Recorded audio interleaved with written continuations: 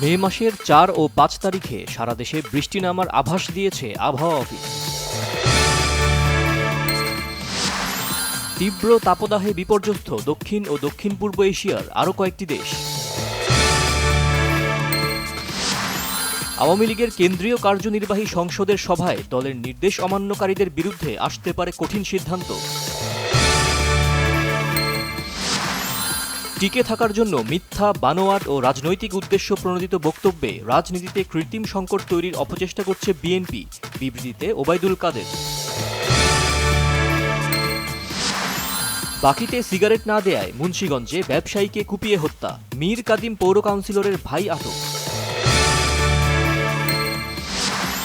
কক্সবাজারের ভারুয়াখালী গ্রামে র্যাবের সাথে ডাকাতের গোলাগুলি, প্রাণ গেল কৃষকের। উত্তর চট্টগ্রামের ২৫ রুটে বাস চলাচল বন্ধ করে দিয়েছে পরিবহন শ্রমিকরা, বিপাকে যাত্রীরা। যুক্তরাষ্ট্রের নিউ ক্যারোলাইনা অঙ্গরাজ্যে গুলিবর্ষণে অন্তত ৪ পুলিশ কর্মকর্তা নিহত।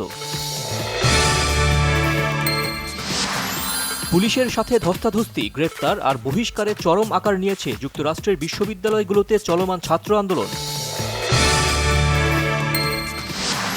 ডিপিএল সুপার লিগে লড়ছে শেখ জামাল ধানমন্ডি ক্লাব ও ঢাকা আবাহনী।